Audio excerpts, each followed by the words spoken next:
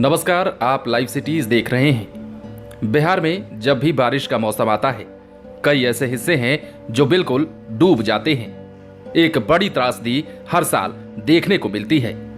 कई सैकड़ों लोगों के आशियाने उजड़ जाते हैं, तो कई लोग अपने घर बार और गांव को छोड़कर ऊंचाई वाले स्थानों पर शरण ले लेते हैं। जाहिर है, सरकार पर आरोप भी लगते रहे हैं। सवाल होते रहे हैं कि आखिर बिहार में हर साल एक जैसी ही स्थिति बारिश के मौसम में क्यों हो जाती है। सवाल ये भी होते हैं कि क्या सरकार को पहले से कोई प्लानिंग नहीं कर लेनी चाहिए, जिसका असर इस बार दिख रहा है। आपको पता है कि सीएम नीतीश कुमार लगातार बिहार में संभावित बाढ़ को लेकर समीक्षा बैठक कर रहे हैं और इस बैठक के माध्यम से सभी अधिकारियों से जिलों में पहले ही स्थिति की समीक्षा करने की बात कह रहे हैं और जितने भी व्यवस्थाएं हैं उन सभी को सुदृढ़ करने की बात भी सरकार के द्वारा की जा रही है। राज्य में संभावित बाढ़ और उससे उत्पन्न होने वाली बीमारियों की रोकथाम के लिए सभी अस्पतालों को स्वास्थ्य विभाग ने अलर्ट कर दिया है। आपको पता है कि बिहार में हर साल बाढ़ आती है और बाढ़ के बाद बीमारियों का दौर भी आता है, जिसके बाद लोग अस्पतालों में चक्कर लगाते हैं।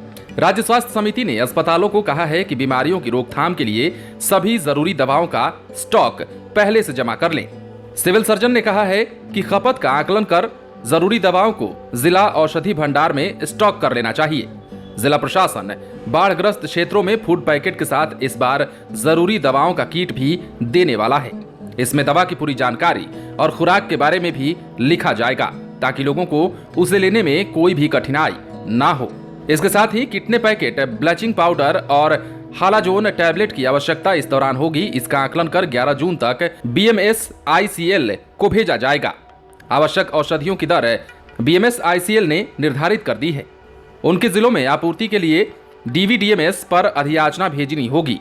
जिन दवाओं की दर BMS-ICL ने निर्धारित नहीं की है, उनकी खरीद आवश्यकता के आधार पर स्थानीय स्तर पर की जाएगी।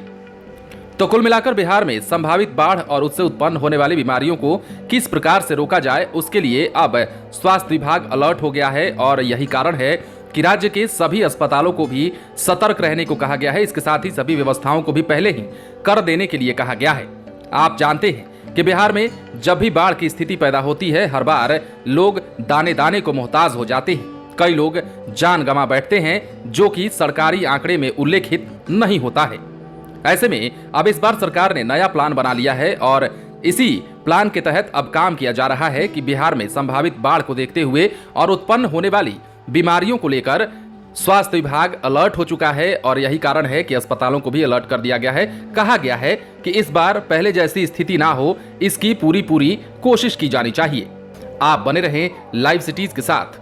यदि आपने इस चैनल को सब्सक्राइब नहीं किया है तो सब्सक्राइब कर लीजिए, ताकि हम आपको खबरों से अपडेट रख सकें।